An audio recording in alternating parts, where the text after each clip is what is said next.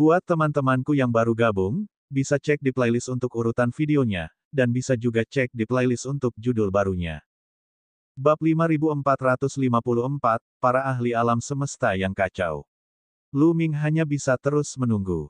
Tidak lama kemudian, kelompok orang ketiga tiba. Mereka juga beberapa orang tua, dan aura mereka tampaknya berasal dari dunia bawah. Namun, seperti orang-orang di depan mereka, ketika mereka menemukan ikan besar yang memancarkan aura abadi sejati, mereka juga takut dan lari, bersembunyi di dekatnya. Setelah itu, beberapa kelompok orang datang satu demi satu. Kebanyakan dari mereka adalah pria dan wanita tua. Ada orang-orang dari alam yang dan yin, tetapi mereka semua takut dengan ikan besar itu. Namun, orang-orang ini tidak mau menyerah. Mereka menyadari bahwa ikan besar itu tidak mengejar mereka dan semuanya bersembunyi di daerah ini. Orang-orang tua ini semuanya pintar dan cerdik. Mereka ingin menunggu orang lain menjelajahi jalannya sehingga mereka dapat menuai manfaatnya. Lu Ming tidak punya energi untuk mengejek. Ia menduga bahwa ia mungkin bukan orang pertama yang tiba. Mungkin ada orang yang tiba lebih dulu darinya tetapi juga takut dengan ikan besar itu. Mungkin mereka bersembunyi di dekat situ. Sua-sua-sua. Di kejauhan, terlihat orang-orang bergegas mendekat. Ketiga sosok itu sangat cepat saat mendarat di tepi danau. Mereka bertiga mengenakan pakaian aneh, dan pola-pola pada pakaian itu memberikan kesan kekosongan yang kacau. Lu Ming pernah mendengar tentang jenis pakaian ini sebelumnya. Para pengikut ortodoksi yang kuat di alam semesta reruntuhan besar suka mengenakan pakaian semacam ini. Ini adalah ahli dari reruntuhan kosmos besar yang kacau, kosmos terkuat kedua di dunia bawah. Ketiga ahli dari reruntuhan kosmos agung yang kacau itu hendak menyerbu ke danau seperti yang lainnya sebelum mereka. Ombak di danau bergolak, dan ikan emas besar itu muncul sekali lagi, memancarkan aura mengerikan dari seorang abadi sejati. Akan tetapi, ketiga orang dari reruntuhan kosmos besar yang kacau tidak mundur. Membunuh. Orang tua yang memimpin berteriak pelan dan mengambil inisiatif menyerang. Tiga orang ahli dari reruntuhan kacau kosmos besar melancarkan serangan yang mengerikan dan menyerang ikan emas dari tiga arah. Orang-orang yang bersembunyi di kegelapan terkejut. Mereka tidak menyangka tiga orang dari reruntuhan kosmos yang kacau itu benar-benar mengambil inisiatif untuk menyerang makhluk abadi sejati. Meskipun mereka bertiga semuanya adalah makhluk abadi tingkat 9 yang mengalami kesengsaraan ke-9, mereka pasti akan dibunuh oleh makhluk abadi sejati dalam satu gerakan. Namun, hasilnya sungguh di luar dugaan semua orang. Ikan emas besar itu bereaksi sangat cepat dan segera melancarkan serangan balik. Seluruh tubuhnya mengeluarkan bilah cahaya keemasan, tetapi kekuatan serangannya ternyata lemah, hanya setara dengan makhluk abadi tingkat 9.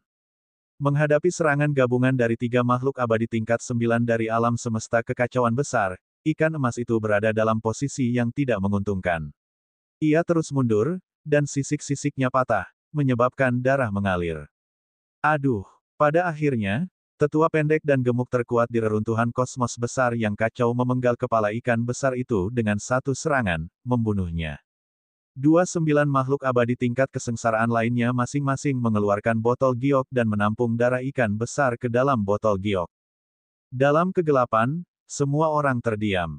Ternyata ikan emas itu hanya memiliki penampilan seorang ahli alam abadi sejati, tetapi hanya kekuatan tempur seorang kuasi abadi 9 kesengsaraan. Semua orang sangat tertekan. Mereka semua telah tertipu oleh ikan besar ini.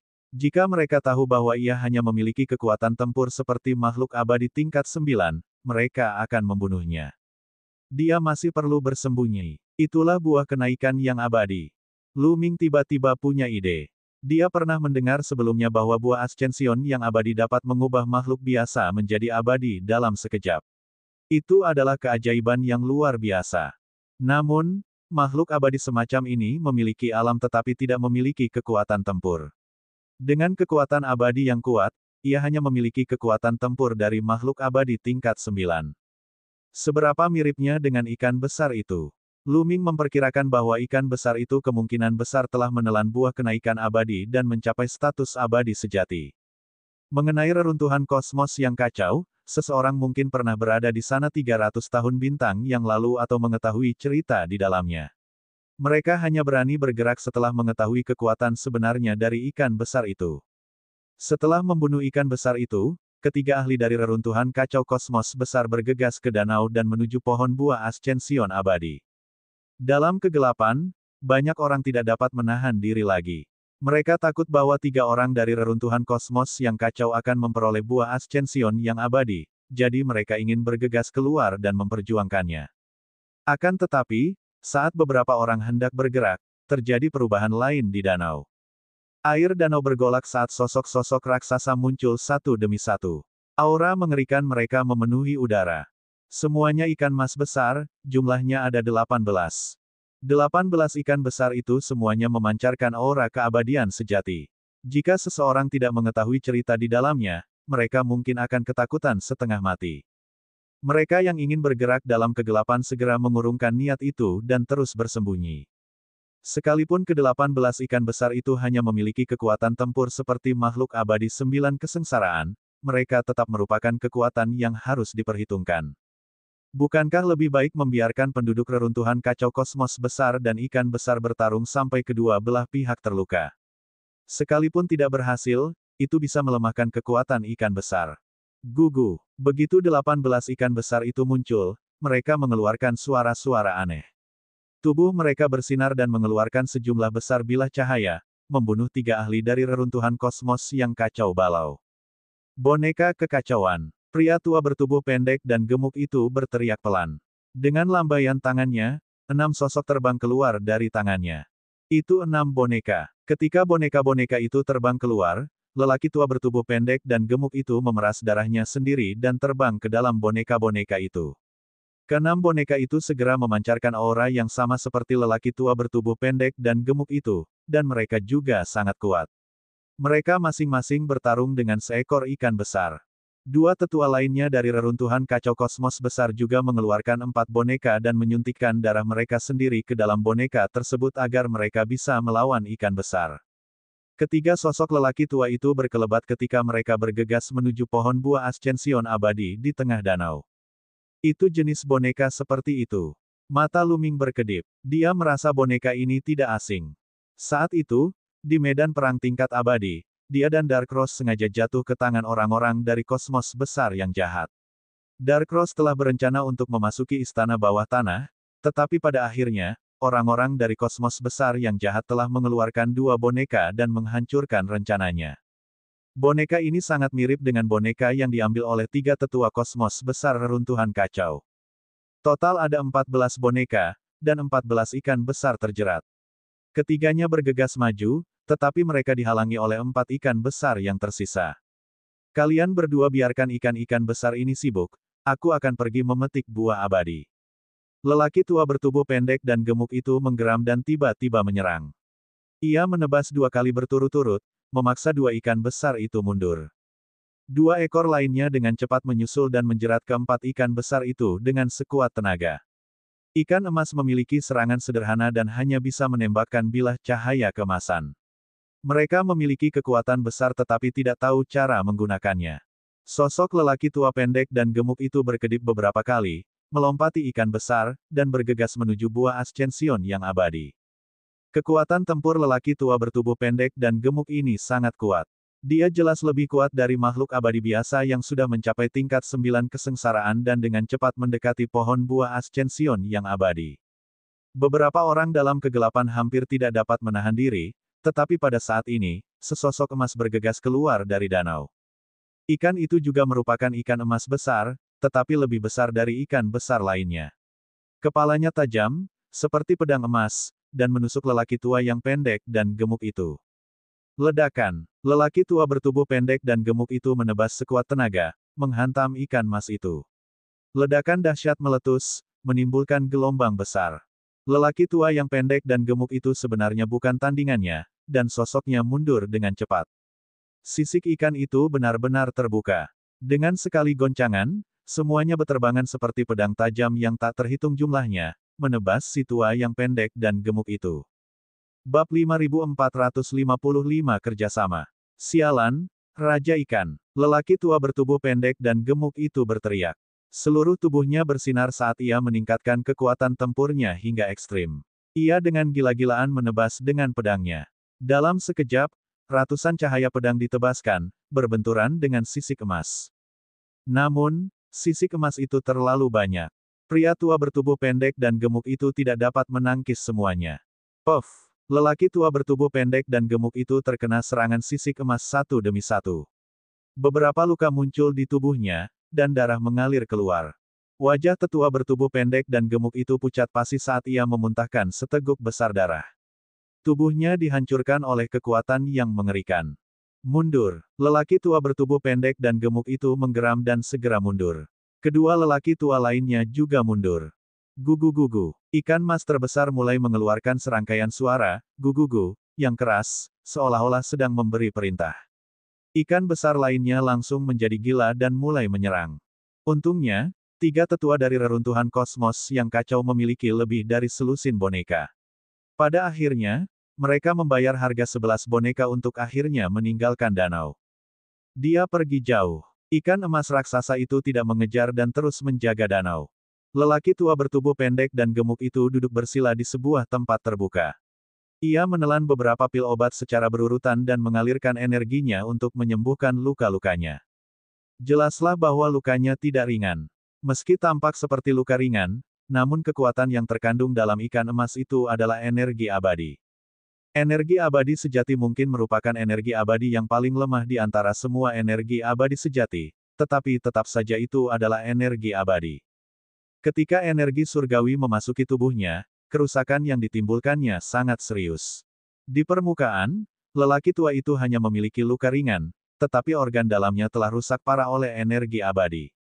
Setelah sekian lama, dia mengeluarkan sisa energi abadi dalam tubuhnya, dan dengan bantuan pil obat yang berharga, dia akhirnya pulih. Orang-orang yang bersembunyi dalam kegelapan tidak bergerak.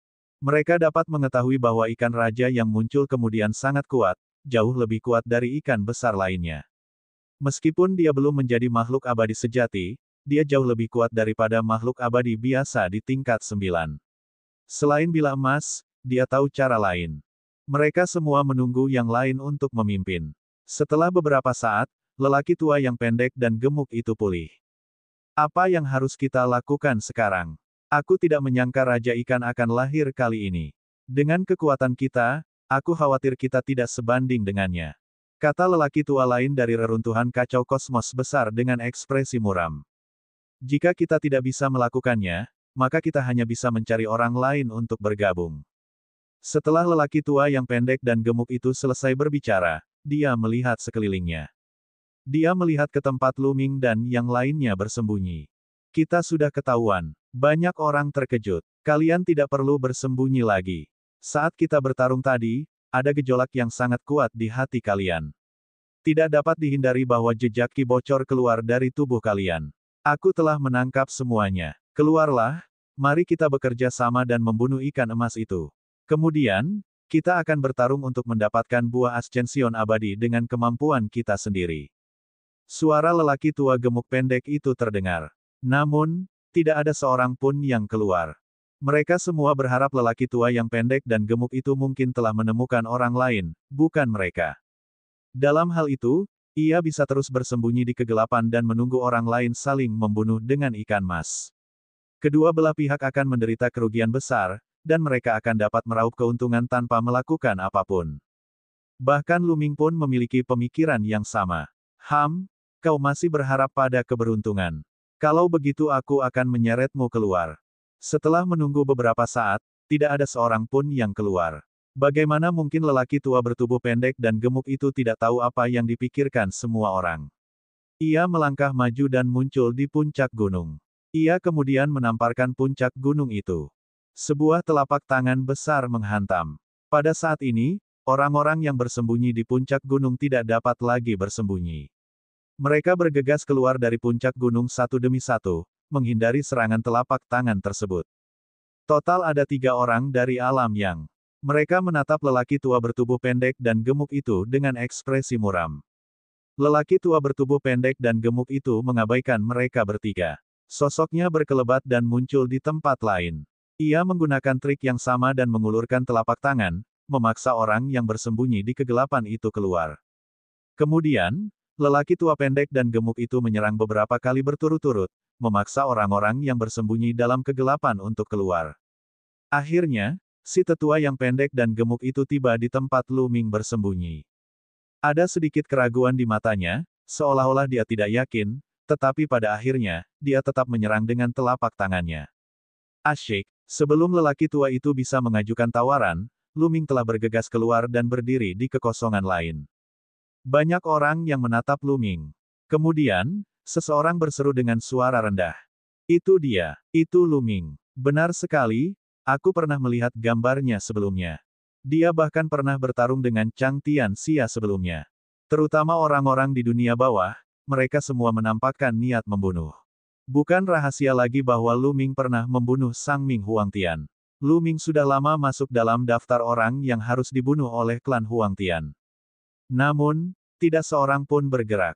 Sebelumnya, Lu Ming pernah bertarung dengan Chang Tianxia. Ia mampu bertarung imbang dengan Chang Tianxia, yang telah menekan kultivasinya hingga ke tingkat ke-8. Kekuatan tempur Lu Ming cukup kuat, bahkan lebih kuat dari makhluk abadi tingkat ke-9 biasa, yang membuat mereka sedikit takut. Terlebih lagi, ada juga ahli alam yang di sini yang berasal dari Istana Yang. Jika mereka menyerang Lu Ming, mereka takut yang lain akan membantu mereka. Semuanya, meskipun kita berada di alam Yang dan alam Yin, bukan tidak mungkin bagi kita untuk bersatu. Mari kita bersatu untuk membunuh ikan-ikan besar itu terlebih dahulu dan kemudian berjuang untuk mendapatkan buah kenaikan abadi. Bagaimana? Kata si tetua yang pendek dan gemuk. Kerumunan itu terdiam. Tak seorang pun berbicara. Saya dapat memberitahu Anda bahwa ikan-ikan besar itu memakan buah ascension yang abadi, jadi darah mereka mengandung khasiat obat yang kuat dari buah ascension yang abadi. Dengan tambahan 9 buah ascension yang abadi, nilainya sangat mencengangkan. Namun, 18 ikan besar dan raja ikan itu sangat kuat. Jika kita tidak bergabung, tidak ada yang bisa datang sendiri. Semakin lama kita menunggu, semakin banyak orang akan datang ke sini, dan akan semakin sulit untuk memperjuangkan buah ascension yang abadi. Si tua gemuk pendek melanjutkan. Jika semua orang di sini menyerang, kita bisa bergabung. Akhirnya, seseorang berbicara. Mereka semua mengerti bahwa perkataan lelaki tua pendek dan gemuk itu masuk akal. Selain bergabung, mereka tidak punya pilihan lain. Jika mereka terus menunggu, akan lebih banyak orang yang datang. Bahkan lebih mustahil untuk membiarkan orang lain memimpin. Orang-orang ini semuanya sangat pintar, tidak ada yang bodoh. Baiklah, saya setuju untuk bergandengan tangan. Kalau begitu, mari kita bergabung. Yang lainnya mengangguk setuju. Lu Ming tentu saja mengangguk tanda setuju. Jika dia tidak setuju, dia takut orang-orang tua ini akan berurusan dengannya terlebih dahulu. Lu Ming melirik ke arah kerumunan. Total ada 23 orang. Jumlah mereka telah melampaui ikan mas. Setelah berdiskusi sederhana, mereka memutuskan untuk menghadapi ikan besar terlebih dahulu, lalu bertarung memperebutkan buah ascension abadi dengan kemampuan mereka sendiri. Setelah berdiskusi, mereka berangkat lagi dan tiba di tepi danau. Gugu-gugu. Ikan-ikan besar itu muncul dari air dan mengeluarkan raungan marah. Cahaya keemasan melesat ke arah kelompok itu. Membunuh. Pria tua yang pendek dan gemuk itu menjadi yang pertama menyerang, dan yang lainnya mengikutinya. Mereka memfokuskan serangannya pada beberapa ikan emas besar di depan mereka. 3 ikan besar di depan langsung terbunuh dan tubuhnya tercabik-cabik menjadi beberapa bagian. Mata banyak orang berbinar, dan mereka mulai mengumpulkan darah dan daging ikan tersebut. Ikan-ikan besar ini telah memakan buah ascension abadi, dan darah serta dagingnya mungkin memiliki efek yang sama dengan buah ascension abadi. Bahkan jika dia tidak bisa mendapatkan buah ascension abadi, dia bisa mendapatkan darah dan dagingnya. Bab 5456, Mengepung Raja Ikan. Minggir, darah ikan itu milikku. Enyahlah, akulah yang membunuh ikan besar ini. Kaulah yang menghindar. Akulah yang memberikan pukulan fatal tadi. Beberapa orang benar-benar mulai berebut darah dan daging ikan tersebut, dan suasana pun menjadi kacau. Orang-orang ini berasal dari kosmos besar yang berbeda. Selain itu, mereka berasal dari alam Yang dan alam Yin. Mereka memiliki konflik yang mendalam sejak awal, jadi bagaimana mereka bisa dengan tulus bergabung? Ketika mereka melihat bahwa ada manfaat yang bisa diperoleh, mereka segera mulai bertarung. Suasana menjadi kacau. Semua orang terlibat dalam pertempuran yang kacau dengan ikan besar, dan mereka bertarung demi darah dan daging ikan tersebut. Sekelompok sampah. Pria tua bertubuh pendek dan gemuk itu berteriak dingin di dalam hatinya. Dia menggunakan beberapa boneka untuk memimpin jalan dan bergegas menuju pohon buah abadi. Lelaki tua bertubuh gempal itu sangat kuat. Namun, ada juga ahli yang sangat kuat di kosmos besar lainnya. Orang-orang tua ini telah berkultivasi selama bertahun-tahun yang tak terhitung jumlahnya. Belum lagi hal-hal lainnya, teknik semi-abadi mereka pasti telah dikultivasikan ke tingkat yang sangat mendalam, dan beberapa dari mereka memiliki kekuatan tempur yang sangat kuat. Beberapa tetua dengan kekuatan tempur yang sangat kuat melintasi area pertempuran yang kacau dan bergegas menuju pohon buah abadi. Lu Ming melakukan hal yang sama. Ia berkedip beberapa kali dan melemparkan seekor ikan besar dengan tombaknya. Kemudian, ia bergegas menuju pohon buah abadi. Gugu-gugu, sang raja ikan muncul, dan sisik-sisik kemasannya beterbangan saat ia menyerang kelompok itu. Setiap sisik bagaikan pedang pendek yang berputar tanpa henti. Sisik itu sangat tajam dan menyelimuti Lu Ming, tetua pendek dan gemuk, serta keempat orang lainnya. Ada lebih dari 500 sisik. Lu Ming mengayunkan tombaknya yang panjang. Seluruh tubuhnya diselimuti cahaya tombak, menghalangi sisiknya. Empat lainnya juga merupakan ahli yang sangat kuat, dan mereka juga memblokir sisik tersebut. Sebelumnya, lelaki tua yang pendek dan gemuk itu bukanlah tandingan Raja Ikan, tetapi sekarang setelah ia memiliki 4 orang pembantu, situasinya berbeda. Mari kita bergabung dan membunuh Raja Ikan ini. Lelaki tua bertubuh pendek gemuk itu berteriak sambil terus mengayunkan pedangnya, menghancurkan sisik-sisik ikan itu, dan mendekati sang Raja Ikan. 4 lainnya sama. Tentu saja, Lu Ming sama sekali tidak menggunakan kekuatan penuhnya. Dia hanya menyerang dengan tubuhnya saat ini dan tidak melakukan trinitas. Gugu-gugu. Melihat kelima tuannya mendekat, sang Raja Ikan menjerit keras dan mengibaskan ekornya, menyebabkan air bergelora. Ombak itu mengembun menjadi lebih dari selusin ikan besar yang menyerang Lu Ming dan yang lainnya. Meskipun hanya terbentuk oleh ombak, kekuatan serangannya masih sangat kuat. Pada saat yang sama, 2 janggut di sisi mulutnya seperti 2 cambuk panjang. Mereka berayun dan tumbuh dengan cepat, mencambuk Lu Ming dan yang lainnya. Salah satu lelaki tua itu bertukar pukulan dengan lelaki berjanggut panjang, dan ledakan dahsyat terdengar. Sosoknya benar-benar mundur. Orang bisa melihat betapa kuatnya serangan jenggot panjang itu. Ikan Raja menggunakan berbagai cara untuk menghalangi Lu Ming, tetua pendek dan gemuk, serta keempat orang lainnya. Sulit untuk menentukan pemenang dalam waktu singkat. Adapun yang lainnya, mereka juga terkunci dalam pertarungan sengit dengan ikan besar lainnya. Dalam sekejap mata, 5 hingga 6 menit telah berlalu. Pada saat ini, sekelompok orang lain tiba. Total ada 4 orang, dan mereka semua tampak seperti orang tua. Ketika mereka berempat melihat pertempuran yang kacau di danau, mereka ragu-ragu sejenak sebelum bergegas menuju pohon buah Ascension abadi dari samping. Mereka ingin memanfaatkan kekacauan itu untuk memetik buah Ascension abadi. Namun, Raja Ikan jelas tidak akan membiarkan orang-orang ini melakukan apa yang mereka inginkan. Ia meraung, dan janggutnya yang panjang tersapu seperti tanaman merambat yang panjang, menelan mereka berempat. Tidak semua dari mereka memiliki kekuatan tempur yang kuat. Hanya satu dari mereka yang sedikit lebih kuat, sedangkan 3 lainnya hanya setara dengan makhluk abadi biasa tingkat 9. Dengan suara, bang, salah satu dari mereka terkena janggutnya, dan tubuhnya terbelah 2, hampir mati. 3 orang lainnya buru-buru menghalangi serangan pria berjanggut itu sebelum mundur. Tidak mungkin bagimu untuk memonopoli buah itu. Sebaiknya bergabunglah dengan kami dan bunuh ikan-ikan besar ini terlebih dahulu. Baru setelah itu kamu bisa memetik buah abadi itu. Pria tua gemuk pendek itu dengan dingin berteriak kepada orang-orang yang datang terakhir. Kalian, pergilah dan hadapi ikan besar biasa. Aku akan bergabung dengan mereka untuk membunuh ikan raja. Akhirnya, lelaki tua terkuat dari kelompok di belakang berkata. Sosoknya melesat dan dia bergegas menuju Raja Ikan. Sementara itu, ikan lainnya menyerang ikan besar lainnya. Dengan cara ini, ikan-ikan besar menjadi lebih rentan, dan secara bertahap, beberapa ikan besar terbunuh. Di sisi lain, tim Lu Ming memiliki 6 orang yang mengepung ikan raja. 6 orang itu mengepung Kingfish. Meskipun mereka unggul, mereka tidak dapat menyebabkan kerusakan serius pada Kingfish. Mereka tidak berusaha sekuat tenaga. Mereka semua bersembunyi dan menunggu yang lain bertarung. Lu Ming mencibir dalam hatinya. Bagaimana mungkin dia tidak bisa memahami pikiran orang-orang tua ini? Mereka belum menggunakan kekuatan penuh mereka. Mereka masih memiliki kartu truf mereka. Mereka menunggu orang lain untuk mengerahkan seluruh kekuatan mereka sambil mempertahankan kekuatan mereka. Lagi pula, mereka akan menjadi musuh setelah membunuh Raja Ikan, dan mereka harus bertarung demi buah kenaikan yang abadi. Jumlah serigala lebih banyak daripada daging, dan hanya ada 9 buah Ascension yang abadi. Jumlahnya lebih dari 20, jadi bagaimana mereka akan membaginya? Jika mereka kehabisan tenaga sekarang, mereka akan berada dalam posisi pasif dalam pertempuran selanjutnya. Kalau begitu, kalian bisa santai saja. Lu Ming mencibir dalam hatinya.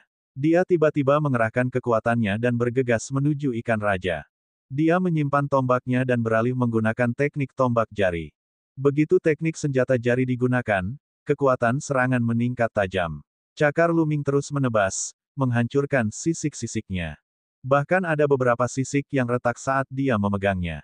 Asyik, sosok Lu Ming dengan cepat mendekati ikan raja. Mata si tetua dan kompeni yang pendek itu berbinar-binar karena kegembiraan. Menurut mereka, Lu Ming masih muda. Ia tidak dapat menahan diri dan mulai mempertaruhkan nyawanya. Itu bagus. Dengan mempertaruhkan nyawanya, Lu Ming dapat melemahkan kekuatan ikan raja dan mengurangi tekanan pada mereka untuk bertarung demi buah Ascension yang abadi. Jika Lu Ming terluka oleh Raja Ikan, mereka bahkan bisa membunuhnya. Lu Ming masih sangat muda, tetapi dia memiliki kekuatan tempur yang luar biasa. Dia bahkan bisa berdiri bahu-membahu dengan jenius 6 break dari ras surga. Dia pasti menyembunyikan rahasia besar. Alasan mengapa para jenius ras surga kuat sebagian besarnya karena bakat bawaan mereka. Itu karena ras langit adalah keturunan dari lautan semesta. Mereka telah berjalan keluar dari kedalaman lautan semesta. Makhluk hidup dari kosmos besar lainnya lahir dari kosmos besar mereka sendiri, jadi mereka jauh lebih lemah daripada ras langit dalam hal bakat. Adapun Lu Ming, dia bukan dari ras surga, tetapi dia memiliki kekuatan tempur seperti itu. Mereka tidak akan percaya jika dia tidak memiliki rahasia besar. Jika dia bisa membunuh Lu Ming dan mendapatkan rahasianya, itu mungkin lebih berharga daripada buah Ascension abadi. Bahkan ada pula yang sengaja melemahkan serangannya agar Raja Ikan semakin berdaya menghadapi Lu Ming. Seperti yang diharapkan, Raja Ikan meraung. Salah satu kumisnya bersinar dan saat melengkung, ruang bergetar. Ia mengeluarkan lolongan yang mengerikan dan mencambuk Lu Ming. Lu Ming mengulurkan tangannya dan mencengkeram salah satu ujung janggut. Kelima jarinya sangat tajam dan dia benar-benar menusuk janggut itu. Puci. Jenggot ikan raja ditusuk oleh jari-jari Lu Ming dan terdapat 5 lubang jari, yang darinya keluar cairan merah terang. Gugu-gugu. Raja ikan itu kesakitan dan mengamuk. Ia menggulung tubuhnya, menciptakan ribuan gelombang yang menyapu ke segala arah. Pada saat yang sama, ia melambaikan kumisnya dengan liar, mencoba melempar Lu Ming. Jenggotnya bergoyang liar, dan setelah beberapa ayunan, jenggotnya benar-benar berayun ke arah pohon buah Ascension yang abadi. Lu Ming telah menunggu kesempatan ini. Bab 5457 Cemas. Mengingat karakter Lu Ming, bagaimana mungkin dia bisa memimpin orang lain? Dia telah bergegas menuju Raja Ikan untuk saat ini. Ikan Raja berayun dengan liar.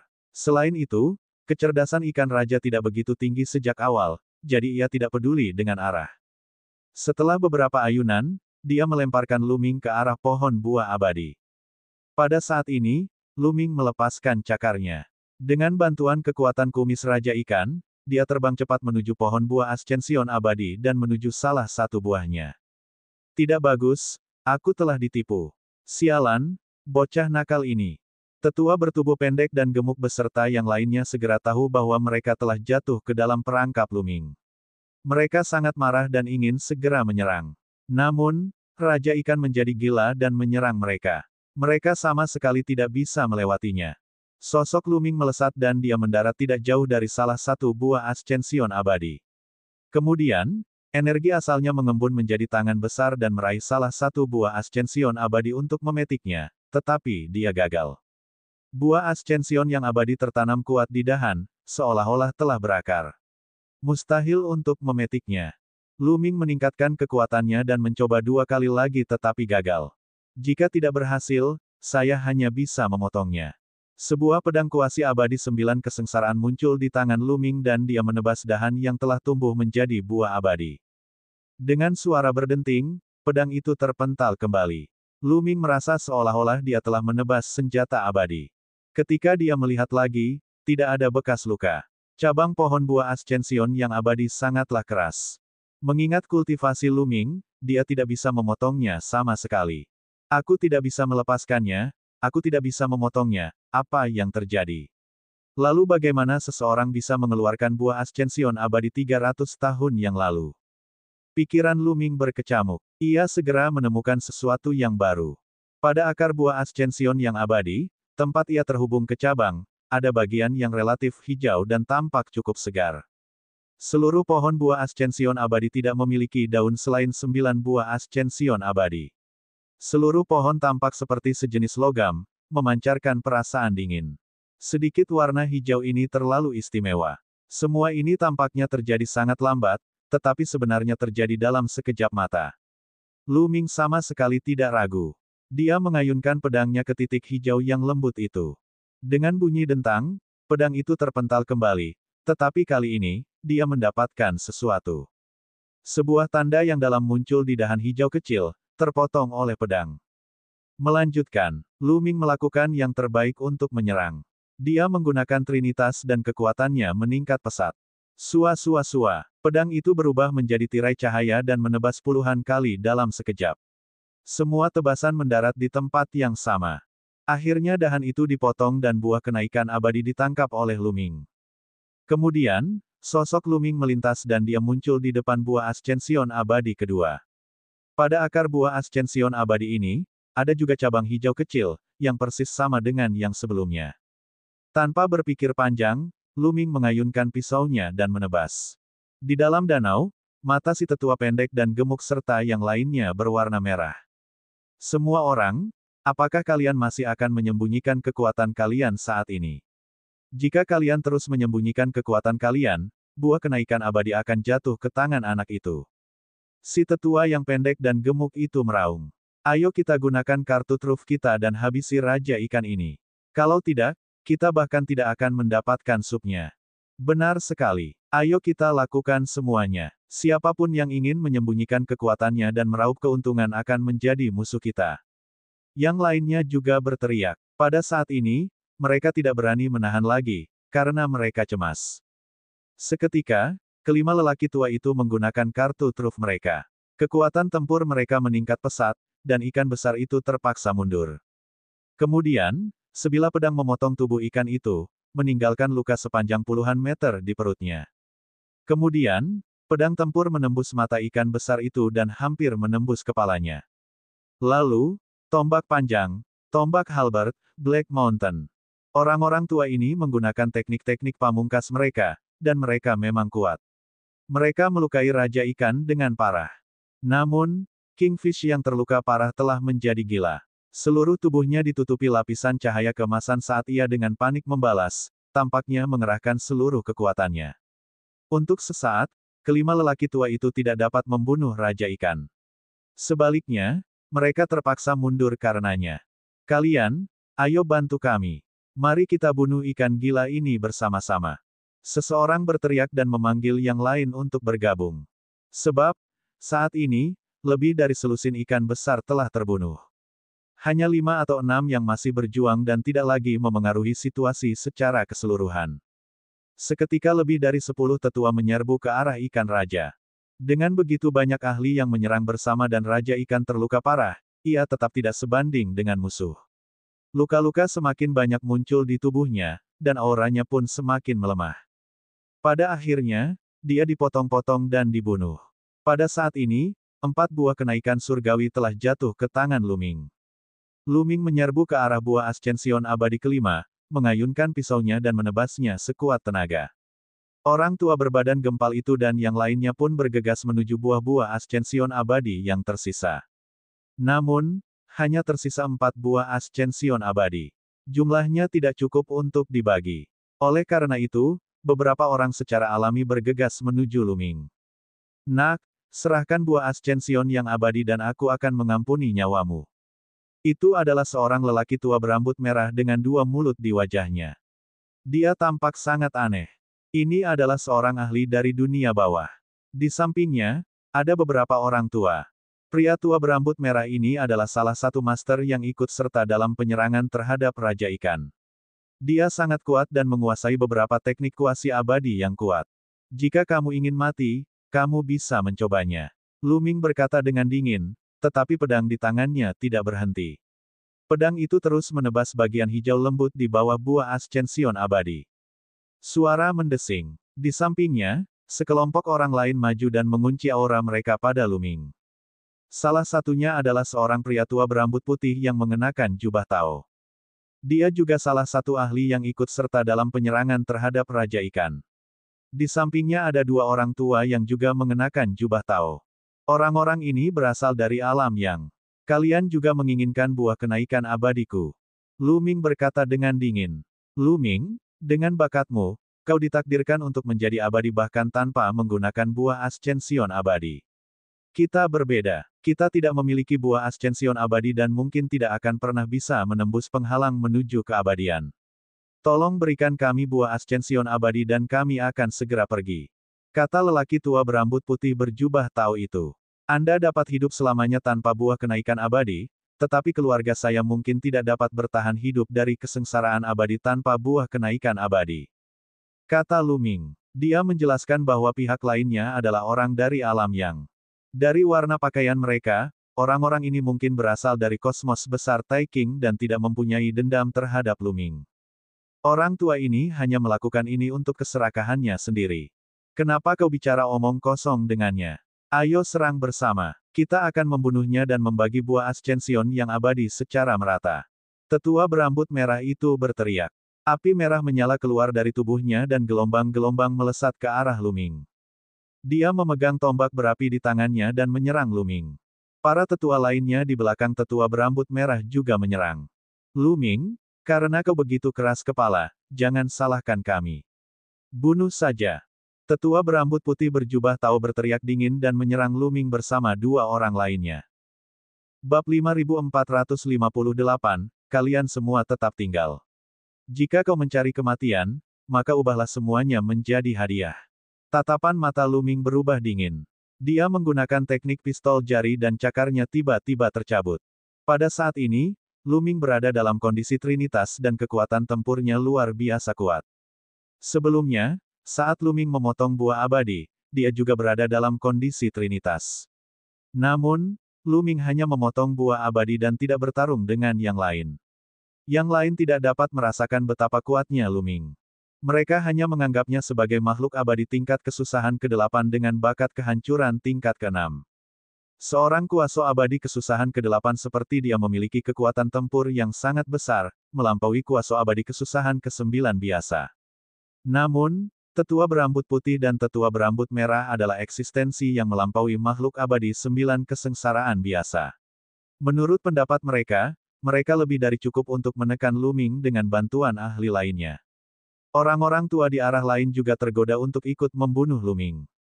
Namun, mereka saat ini sedang memotong dan memetik buah ascension yang abadi. Mereka berencana untuk mengepung Lu Ming setelah mereka memetik buahnya. Mereka sudah lama ingin mengambil tindakan terhadap Lu Ming. Mengesampingkan fakta bahwa Lu Ming sudah memiliki beberapa buah ascension abadi, mereka tidak bisa melepaskannya hanya berdasarkan hal ini saja. Selain itu, mereka bahkan lebih tertarik untuk mengetahui rahasia lain tentang Lu Ming. Namun, pada saat berikutnya, pupil mereka tiba-tiba melebar. Ini karena cakar Lu Ming telah langsung menghancurkan serangan yang ditujukan padanya. Sebuah cakar telah menembus dantian tetua berambut putih itu dan mencengkeramnya. Kau, tolong ampuni aku.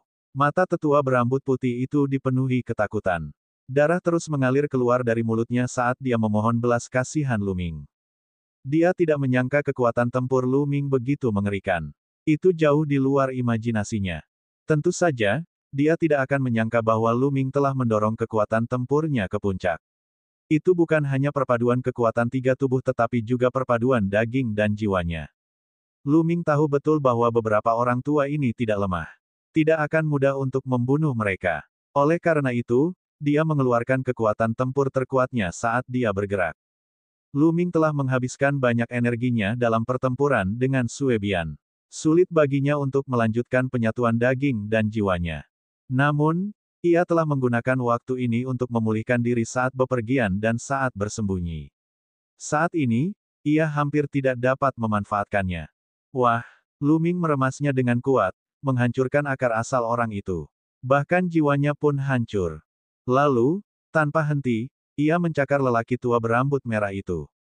Orang tua berambut merah itu sangat ketakutan. Kedua mulutnya benar-benar memuntahkan pilar cahaya yang berbeda dengan kekuatan yang mencengangkan. Namun, di depan Lu Ming, mereka masih rentan. Dengan 2 kali ledakan, pilar cahaya itu hancur. Salah satu cakar Lu Ming menghancurkan kepala orang itu dan yang lainnya menghancurkan akar asalnya. 2 tetua terkuat dibunuh oleh Lu Ming dalam sekejap. Itu bahkan lebih mudah daripada membunuh beberapa pembudidaya ras Void sebelumnya. Beberapa anggota ras kehampaan telah menyatu dengan kehampaan dan kemampuan mereka untuk melarikan diri terlalu kuat. Lu Ming bahkan telah menggunakan beberapa gerakan lagi. Tentu saja, itu ada hubungannya dengan fakta bahwa Lu Ming belum menggunakan kekuatan penuhnya. Untuk membunuh orang-orang ini, dia hanya perlu menghancurkan mereka dengan kekuatan serangan ledakannya. Bukan karena lelaki tua berambut putih dan lelaki tua berambut merah itu lemah. Faktanya, kedua lelaki tua ini sangat kuat. Mereka telah menjadi makhluk abadi tingkat 9 selama bertahun-tahun dan telah mengembangkan banyak teknik makhluk abadi. Baik itu teknik menyerang, bertahan, atau melarikan diri, mereka semua telah mencapai tingkat yang sangat tinggi. Dalam keadaan normal, Lu Ming perlu berusaha sekuat tenaga meski ia harus menggunakan seluruh kekuatannya. Kesalahan mereka adalah kedua orang tua itu salah menilai kekuatan tempur Lu Ming. Mereka malah berhadapan langsung dengan Lu Ming dan menyerangnya secara langsung. Tentu saja, mereka mencari kematian. Mereka dengan mudah dikalahkan oleh Lu Ming secara langsung. 2 orang tua terkuat terbunuh, dan orang tua yang tersisa terkejut. Mereka hampir ketakutan dan mundur dengan panik. Namun, Lu Ming mengaktifkan lukisan Tao yang tak terhitung jumlahnya dan buku petunjuk pedang 9 kesengsaraan. Cahaya pedang meledak dan kilat menyambar, menebas beberapa tetua. Kekuatan tempur beberapa tetua ini rata-rata, jauh lebih rendah daripada 2 lelaki tua di depan mereka. Bagaimana mereka bisa menahan serangan Lu Ming? Beberapa teriakan terdengar dan beberapa orang ini semuanya terbunuh. Setelah membunuh beberapa orang, Lu Ming tidak berhenti. Ia terus memotong buah abadi kelima. Dengan bunyi plop, buah abadi itu terpotong dan Lu Ming menyimpannya. Dia telah memperoleh 5 buah ascension abadi. Pada saat yang sama, 4 buah ascension abadi lainnya juga berada di tangan orang lain. Ketika orang-orang ini melihat Lu Ming, mata mereka dipenuhi ketakutan. Meskipun mereka sangat iri terhadap 5 buah kenaikan abadi di tangan Lu Ming dan ingin mengepung dan membunuhnya, mereka hanya ingin menjauh darinya saat ini. Namun, Lu Ming tidak berencana membiarkan orang-orang ini pergi. Tatapan mata Lu Ming bagaikan kilat saat dia menyapukan pandangannya ke arah orang-orang ini. Dia mengunci auranya ke arah mereka dan berkata dengan dingin, "Jangan pergi." Asyik, sosok Lu Ming melesat dan ia melesat ke arah 3 tetua dari alam semesta kekacauan besar. Ia menggunakan teknik tombak jarinya dan ke-10 jarinya seperti tombak panjang, menusuk ke arah 3 tetua. Pada saat yang sama, lukisan Tao yang tak terhitung jumlahnya diaktifkan sepenuhnya. 9 sutra abadi kesengsaraan, bilah penakluk abadi, dan sutra pedang pembunuh bintang, 3 serangan terkuat, meledak pada saat yang sama. Cahaya pedang dan cahaya pedang melesat menuju ke arah ahli lainnya. Ada lebih dari selusin ahli di tempat kejadian, masing-masing dari dunia bawah dan alam yang. Lu Ming ingin menjaga mereka semua. Ada beberapa alasan untuk ini. Salah satunya tentu saja karena buah ascension abadi di tangan mereka. Alasan kedua adalah adanya hadiah bagi yang membunuh orang-orang ini. Tentu saja, alasan terbesarnya adalah dia telah membunuh beberapa ahli dari Kosmos Agung Grand Pure. Awalnya, dia tidak memiliki permusuhan dengan Kosmos Agung Grand Pure. Namun, jika masalah ini menyebar ke Kosmos Agung Grand Pure, dia akan menjadi musuh mereka. Dia tidak ingin membuat musuh dari ketiadaan. Dia sudah punya cukup banyak musuh. Oleh karena itu, semua orang yang hadir harus mati. Anda, ayo pergi. Kerumunan itu bersorak marah. Mereka tidak menyangka Luming begitu berani hingga ingin membunuh mereka semua. Orang-orang dari alam yang sangat marah. Mereka berencana untuk kembali ke alam yang dan mengajukan keluhan terhadap Luming di pengadilan yang. Mereka juga ingin memberitahu Kosmos Agung Grand Pure bahwa Luming telah membunuh orang-orang dari Kosmos Agung Grand Pure. Namun, pada saat berikutnya, mereka merasakan apa itu ketakutan. Serangan Luming terlalu mengerikan. Mereka sama sekali tidak bisa menangkis pedang dan sinar pedang. Puff! Darah berceceran di mana-mana saat para tetua terbunuh satu demi satu. Hanya beberapa orang tua yang tidak lemah dan berusaha sekuat tenaga menyelamatkan hidup mereka, jadi mereka dihentikan.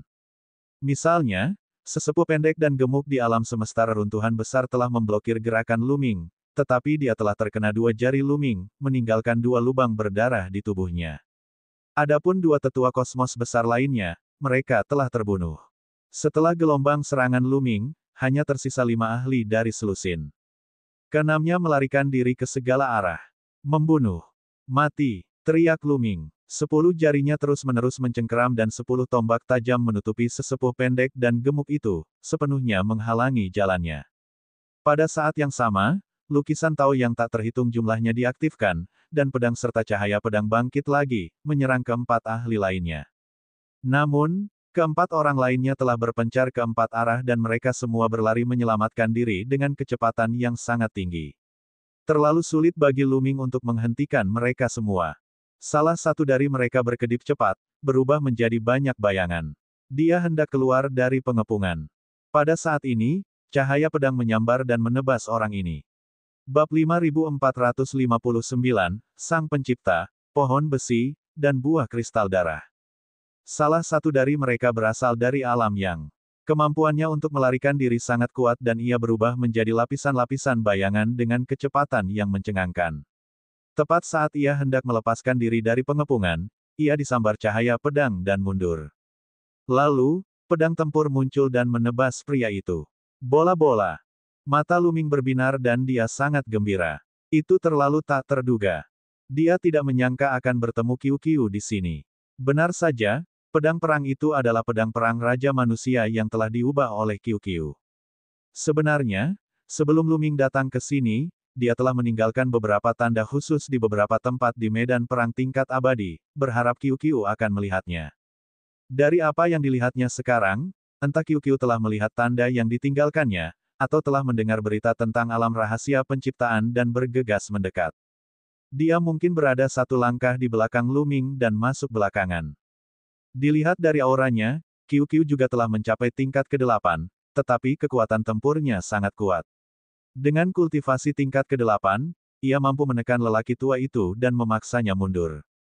Mati! Luming berteriak dengan suara rendah dan menyerang seperti badai.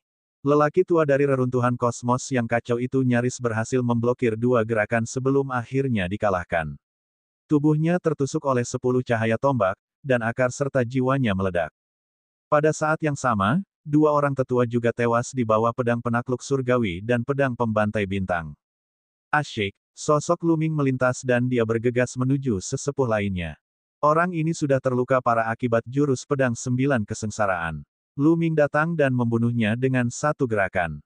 Pada titik ini, hanya ada satu orang yang tersisa yang telah berjuang untuk mendapatkan buah Ascension abadi.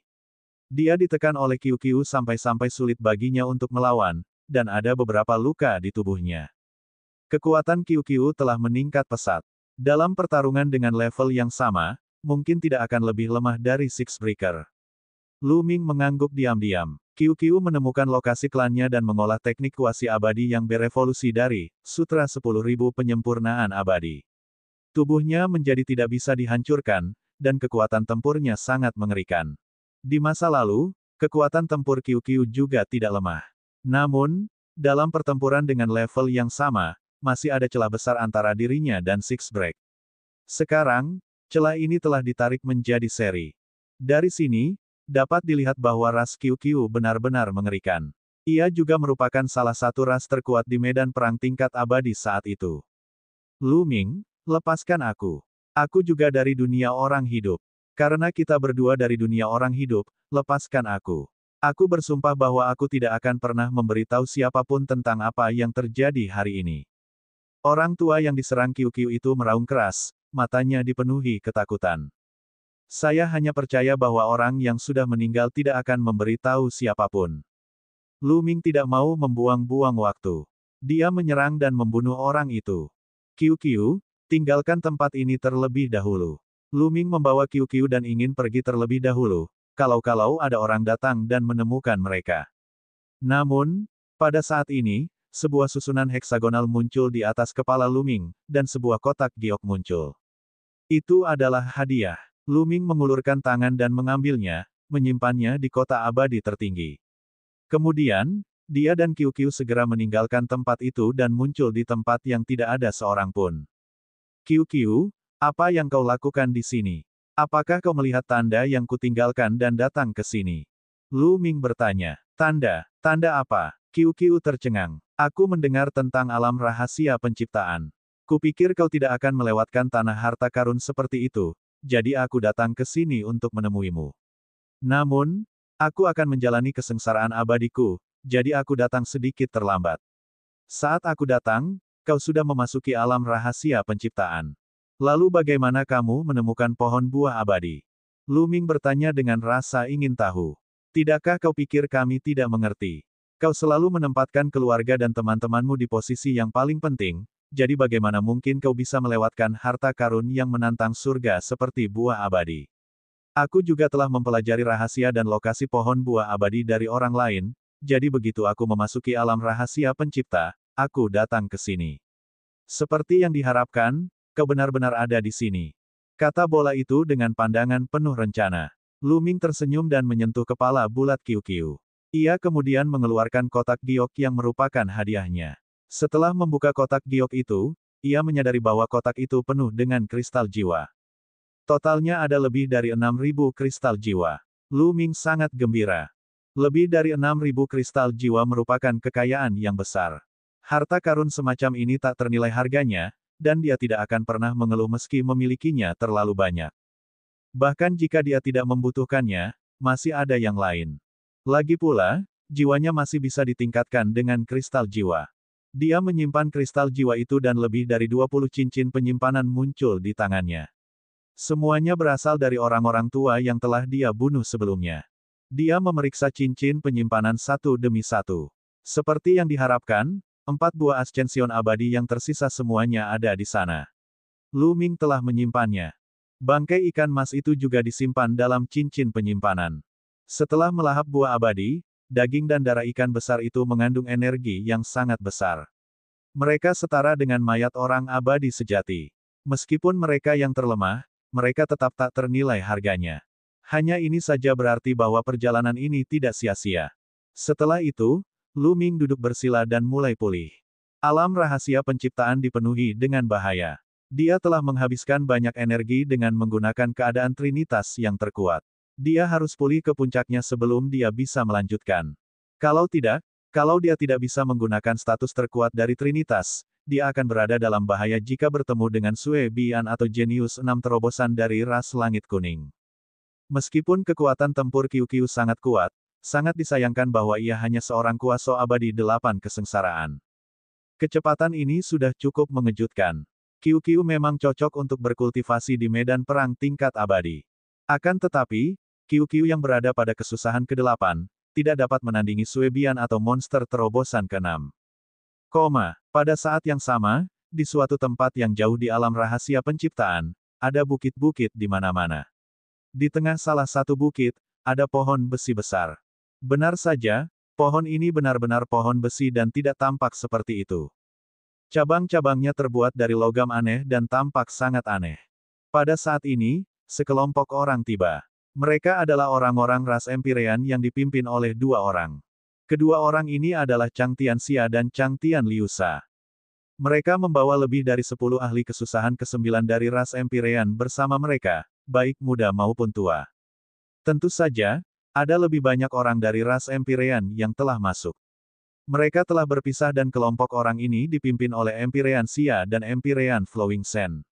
Akhirnya aku menemukan pohon besi pencipta. Melihat Dasisu, Chang Tianxia tersenyum. Mungkinkah ini harta karun yang diinginkan para leluhur? Seorang pria parubaya bertanya dengan rasa ingin tahu. Tentu saja tidak. Sang pencipta, pohon baja, dapat menarik harta karun yang diinginkan para leluhur. Chang Tianxia menjelaskan, jenis pohon baja ini bukanlah pohon baja biasa. Pohon ini dapat menghasilkan sejenis buah. Kami menyebutnya buah kristal darah. Selama pohon ini menghasilkan buah kristal darah, pohon ini dapat menarik harta karun yang diinginkan oleh sang patriark. Lalu bagaimana kita bisa menghasilkan buah kristal darah? Orang lain bertanya. Jelas, hanya para jenius inti dari ras Empyrean yang mengetahui beberapa rahasia inti. Ada banyak rahasia yang tidak diketahui oleh anggota ras Empyrean biasa. Ketika pohon baja menyerap daging dan jiwa makhluk hidup, ia dapat menghasilkan buah kristal darah. Semakin berbakat makhluk hidup tersebut, semakin mudah baginya untuk menghasilkan buah kristal darah. Chang Tianxia berkata dengan dingin. Bab 5460, Surga Kuning Hati Suci. Selain Chang Tian Liusa, yang jelas-jelas mengetahui kebenarannya, anggota suku Chang Tian lainnya tidak dapat menahan diri untuk tidak menggigil setelah mendengar kata-kata Chang Tianxia. Dibutuhkan daging dan jiwa makhluk hidup untuk membentuk buah kristal darah. Lalu apa tujuannya membiarkan makhluk-makhluk agung yang tak terhitung jumlahnya dari lautan semesta memasuki wilayah rahasia ciptaan? Sebenarnya, mereka sudah lama penasaran. Mengapa tokoh perkasa dari ras Empyrean mereka menyebarkan berita tentang alam rahasia penciptaan dan mengizinkan makhluk hidup dari kosmos besar lainnya untuk masuk? Hal ini dikarenakan sangat sedikit kosmos besar yang mengetahui tentang alam rahasia penciptaan. Hanya ras langit kuning, ras langit biru, dan beberapa kosmos kuat lainnya yang mengetahuinya. Namun, pada akhirnya, mereka menyebarkan berita bahwa mereka akan menggunakan daging, darah, dan jiwa makhluk hidup ini untuk memelihara sang pencipta, pohon baja, dan menghasilkan buah kristal darah. Ras langit kuning diam-diam setuju dengan ras langit biru karena mereka semua menginginkan harta karun itu. Dan metode ini adalah yang terbaik. Ada lebih dari satu buah kristal darah di alam mistik ciptaan, dan akar buah kristal darah berkembang sangat baik. Mereka dapat menyerap daging dan jiwa dari jarak yang sangat jauh untuk memelihara buah kristal darah. Namun, jaraknya terlalu jauh, dan tidak mudah untuk menyerap daging dan jiwa. Itu akan memakan banyak waktu. Kita tidak punya banyak waktu untuk disia-siakan. Jika ras langit kuning sampai di sana lebih dulu, kita akan mendapat masalah. Jadi, kita harus pergi dan membunuh makhluk dari alam semesta lain dan menggunakan tubuh mereka untuk menyirami pohon baja. Ingatlah, harta karun semacam itu sangat penting bagi para leluhur. Kamu harus mendapatkannya. Oleh karena itu, bahkan jika itu adalah makhluk hidup dari alam yang, kamu harus membunuhnya tanpa ragu-ragu. Apakah kamu mengerti? Chang Tianxia berkata dengan dingin. Surga yang mengalirkan pasir tetap diam. Hati yang lain bergetar, dan mereka mengangguk berulang kali untuk menunjukkan bahwa mereka mengerti. Para leluhur ras Empyrean semuanya adalah ahli bela diri sejati tingkat alam semesta, jadi barang-barang yang mereka inginkan pasti sangat berharga dan tidak akan hilang. Jika mereka bisa mendapatkannya, mereka semua mungkin akan mendapat imbalan yang besar.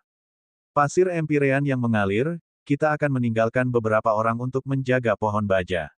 Kau dan aku akan terbagi menjadi dua kelompok, masing-masing membawa beberapa orang untuk memburu makhluk lain. Kau tidak keberatan, kan? Chang Tianxia memandang Chang Tian Liusa dan berkata, ayo kita lakukan ini. Pasir yang mengalir dari surga mengangguk. Setelah itu, mereka berdua membawa beberapa orang dan pergi. Setelah beberapa saat, mereka berdua kembali bersama anak buahnya. Dengan lambaian tangannya, setumpuk mayat terbang keluar dari cincin penyimpanan Chang Tianxia. Ada mayat dari alam yin dan yang, termasuk makhluk abadi 9 kesengsaraan lama dan beberapa jenius dari alam semesta lain. Suatu hal yang mengejutkan terjadi. Saat mayat-mayat itu jatuh ke tanah, mereka seperti jatuh ke dalam air. Tanah bergetar, dan mayat-mayat itu tampak tenggelam ke dalam air, menghilang. Pasir yang mengalir dari surga, apa hasil panenmu? Chang Tianxia memandang Chang Tian Liusa. Liusa Cakrawala melambaikan tangannya, dan beberapa mayat terbang keluar juga. Namun, jumlahnya jelas jauh lebih sedikit daripada milik Xia Cakrawala.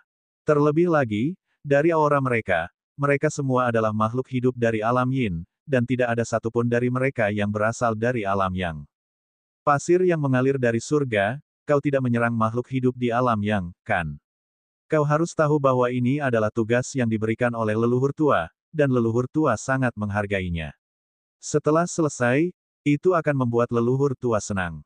Sebaiknya kau bekerja sama denganku dan jangan biarkan aku menunda rencana besarku.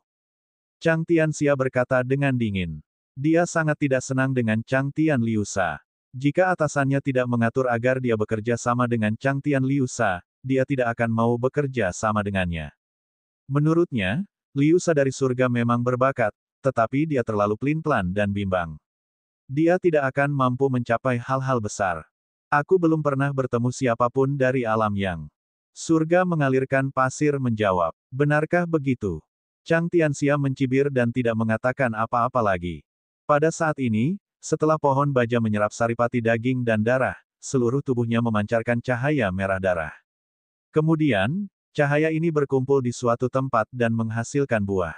Namun, buahnya masih sangat kecil, hanya seukuran buah lengkeng. Buahnya masih jauh dari matang. Ayo kita lanjutkan berburu makhluk lainnya. Liusa dari surga, kuharap kau akan mengutamakan gambaran besarnya. Setelah mengatakan itu, Chang Tianxia pergi bersama anak buahnya. Chang Tianliusa mendesah dalam hatinya dan juga pergi bersama orang-orangnya. Nona, Chang Tianxia benar. Bagaimanapun, ini adalah tugas yang diberikan oleh leluhur. Kita tidak bisa bersikap lunak lagi. Selama kita membasmi akar-akarnya, tidak seorang pun di dunia ini yang akan tahu bahwa kita yang melakukannya. Seorang lelaki tua di samping pasir surga yang mengalir berkata.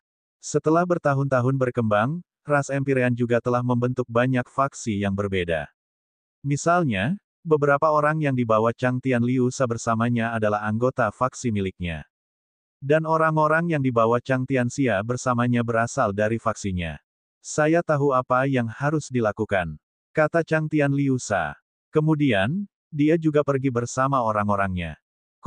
Lu Ming beristirahat selama sehari penuh sebelum tubuhnya pulih sepenuhnya ke kondisi puncaknya.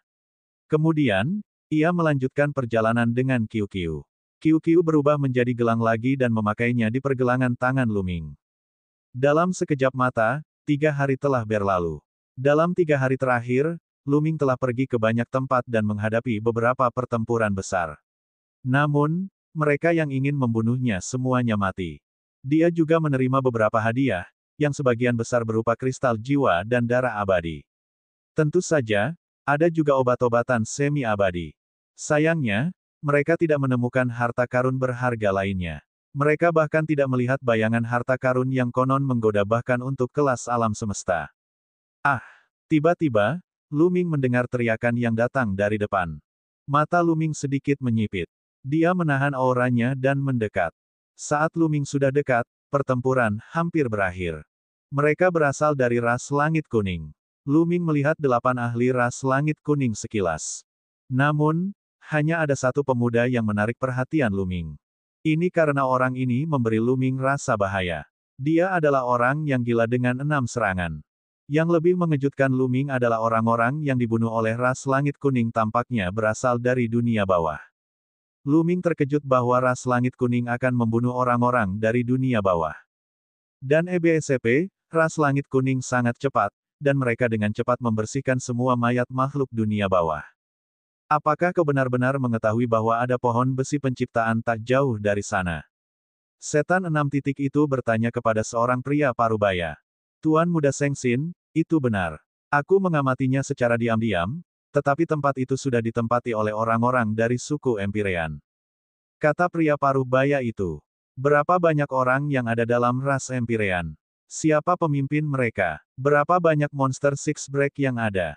6 istirahat diminta. Total ada 7 orang, hanya satu yang merupakan monster Six Break. Dilihat dari penampilannya, dia seharusnya Chang Tianxia. Pria parubaya itu menjawab. Chang Tianxia, iblis 6 pecahan merenung sejenak, matanya memancarkan cahaya dingin, dan berkata, ayo pergi. Kita akan membunuh orang-orang dari ras Empyrean. Aku bertekad untuk mendapatkan pohon besi pencipta itu. Aku akan menggunakan daging dan darah ras Empyrean untuk memelihara pohon besi pencipta. Orang-orang dari ras langit kuning segera menuju ke utara. Tuan Muda Sengsin, mungkinkah itu hati suci dari surga kuning? Hati Lu Ming tergerak. Dalam kelompoknya, Dunia bawah memiliki peringkat jenius, dan semuanya adalah jenius dari generasi muda. Yang pertama dalam peringkat jenius adalah seorang jenius tingkat 6 dari ras langit kuning yang disebut hati suci langit kuning. Kemungkinan besar itu adalah orang ini. Bab 5461 Pertempuran 6. Juga, siapa pembuatnya? Taisu. Mungkinkah itu harta karun yang diminati oleh para ahli tingkat alam semesta dari ras surga? Itu sebenarnya perlu dipelihara dengan daging dan darah. Lu Ming merenung dan merasa telah menemukan banyak rahasia inti. Akan tetapi, hal itu ambigu dan tidak jelas, sehingga membuatnya tidak nyaman. Dia memutuskan untuk turun dan melihatnya. Lu Ming menahan auranya dan mengikuti mereka dari kejauhan. Selama dia cukup jauh, bahkan iblis tingkat 6 dengan indera spiritual yang tajam tidak akan dapat menemukannya. Lu Ming tidak berencana melakukan apapun terhadap orang-orang ini, meskipun hadiah untuk membunuh 6 jenius itu mungkin sangat menggiurkan. Akan tetapi, dengan kekuatan tempurnya saat ini, dia mungkin tidak akan mampu menghadapi jenius 6 terobosan dari ras langit kuning. Jika para ahli lainnya bergabung, kemungkinan besar dia tidak akan sebanding dengan mereka, bahkan jika Qiu ditambahkan. Beberapa jam kemudian, balapan langit kuning melambat dan berhenti di sebuah bukit. Mereka menyembunyikan aura mereka dan bersembunyi di bukit seperti batu. Lu Ming tahu bahwa mereka telah tiba di tempat tujuan. Lu Ming mengubah arahnya dan berputar-putar. Dia menemukan tempat yang cocok untuk bersembunyi dan melihat ke depan. Hal pertama yang dilihatnya adalah pohon raksasa. Ini adalah pohon besi, besarnya tak tertandingi. Di salah satu cabang pohon itu, ada buah yang berwarna merah darah dan bening seperti kristal. Buah itu seukuran kepalan tangan bayi. Apakah ini dasi pencipta Su? Hati Lu Ming tergerak. 7 orang terlihat duduk bersila di sekitar Taisu. Salah satunya adalah Chang Tianxia. Huang Tianshengxin dan yang lainnya tidak terburu-buru menyerang. Mereka masih mengamati dalam kegelapan. Jelaslah mereka sangat berhati-hati, takut terjebak, dan mengamati secara diam-diam.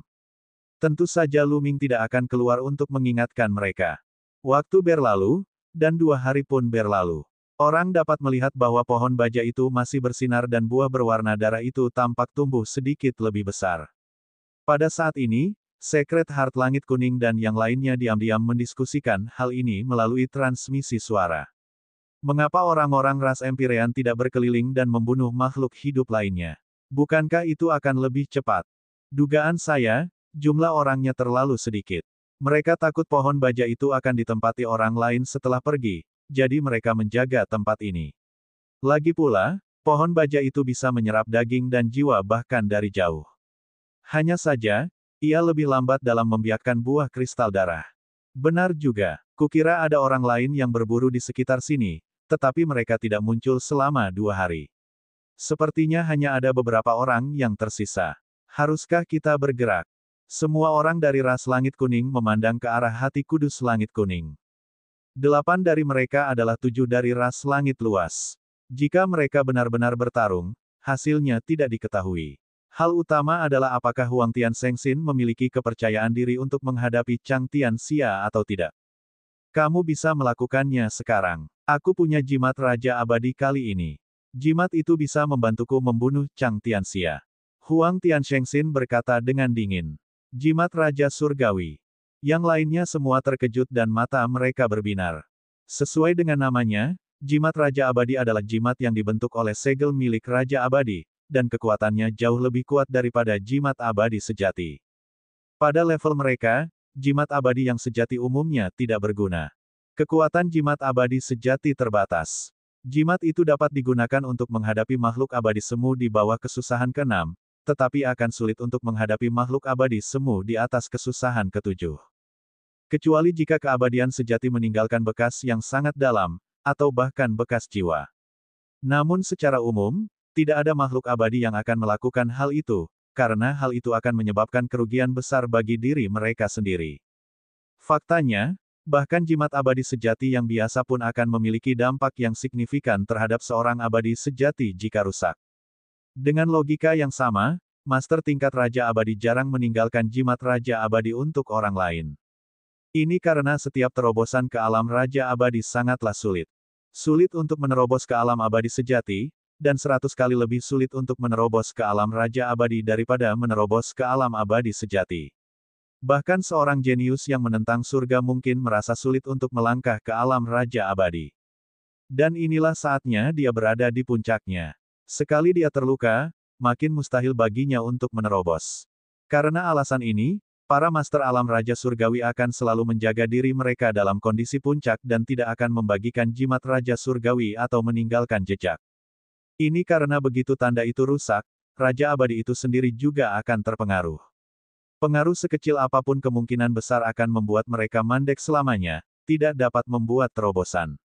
Hanya mereka yang berbaring datar dan tidak pernah ingin menerobos yang tidak akan peduli. Namun, mereka yang berhasil menembus alam Raja Surgawi semuanya adalah para jenius yang tiada taraf. Siapakah orang jenius yang tiada taraf yang bukan orang yang hatinya lebih tinggi dari langit? Bagaimana mungkin mereka rela berhenti maju? Oleh karena itu, hanya sedikit orang yang akan memberikan jimat Raja Abadi. Di mata para Raja Surgawi itu, hidup mati seorang jenius muda tidak ada artinya dibandingkan dengan terobosan mereka sendiri. Dari sini, dapat diketahui betapa langkanya bagi Sengsin Langit Kuning yang memiliki jimat Raja Surgawi. Jangan terlalu senang dulu. Orang yang memberiku jimat Raja Abadi hanya meninggalkan bekas kecil. Ini akan berdampak paling kecil pada tubuhnya, jadi kekuatannya terbatas. Dia tidak bisa menghadapi seorang abadi sejati. Paling-paling, dia bisa membantuku membunuh Chang Tianxia, kata Yemo. Pikir Huang Tiansheng. Cukup, Tuan Muda Sengsin, berikan perintah. Yang lainnya mengangguk. Kalau begitu, lakukanlah gerakan. Mengikuti perintah Sengsin Langit Kuning, 8 Master Klan Langit Kuning menyerbu bagaikan kilat dan menerkam warga Klan Langit. Indra spiritual Chang Tianxia tajam, dan dia segera menyadarinya. Dia berteriak dengan suara rendah, serangan musuh. Bersiaplah menghadapi musuh. Asyik, Chang Tianxia bergegas menemui hati kudus surga kuning. Keduanya adalah yang tercepat, dan mereka bertabrakan di udara seperti dua aliran cahaya. Ledakan. Sebuah ledakan yang mengguncang bumi terdengar, dan gelombang ledakan yang mengerikan menyapu ke segala arah. Surga kuning hati kudus, itu kamu. Kamu ingin berjuang demi pohon besi pencipta. Hari ini, aku akan menggunakanmu untuk memelihara pohon besi pencipta. Suara dingin Chang Tianxia terdengar. Kalimat terakhir adalah apa yang ingin aku katakan kepadamu. Langit Kuning Secret Heart menanggapi dengan senyuman dingin. Pada saat ini, ras langit kuning dan ras langit biru sudah bertarung. Ras langit biru berada pada posisi yang sedikit tidak menguntungkan, jadi mereka berkumpul untuk bertahan. Hanya ada selisih satu orang, jadi perbedaan kekuatan tempur tidak terlalu besar. Tidak akan mudah untuk menentukan pemenangnya. Yang terpenting adalah melihat pertarungan antara Chang Tianxia dan Yellow Heaven Secret Heart. Siapapun yang menang akan menentukan arah pertempuran. Pembantai bintang. Chang Tianxia menggeram pelan dan segera menggunakan salah satu dari 6 kitab suci pedang terkuat dari Dao Abadi, kitab suci pedang pembunuh bintang. Cahaya pedang menyambar, dan sebuah bintang besar jatuh. Pemandangan itu mengerikan, seolah-olah langit berbintang sedang dihancurkan. Pada saat ini, dia mengaktifkan buku panduan pedang pembunuh bintang dengan sekuat tenaga. Buku itu jauh lebih mengerikan daripada saat dia bertarung dengan Lu Ming sebelumnya. Lagi pula, saat itu, Chang Tianxia telah menekan kultivasinya ke tingkat kuasi abadi 8 kesengsaraan, jadi sulit baginya untuk mengerahkan kekuatan sebenarnya dari teknik pedang pembantaian bintang. Tinju jantung yang kacau. Yellow Sky Divine Heart tidak menggunakan teknik pedang, melainkan teknik tinju. Dia memukul dengan kedua tangannya, menyebabkan udara bergetar dan jantung orang-orang berdetak lebih cepat. Ini adalah teknik tinju yang menyerang fisik dan jiwa. Teknik ini sangat kuat dan setara dengan buku panduan pedang pembantaian bintang milik Chang Tianxia. Dalam sekejap mata, mereka berdua telah bertukar lusinan gerakan. Orang bisa melihat bahwa tubuh mereka dipenuhi dengan energi asal yang padat. Ada juga rune aneh yang terjalin pada energi asal mereka, membuat mereka sangat kuat.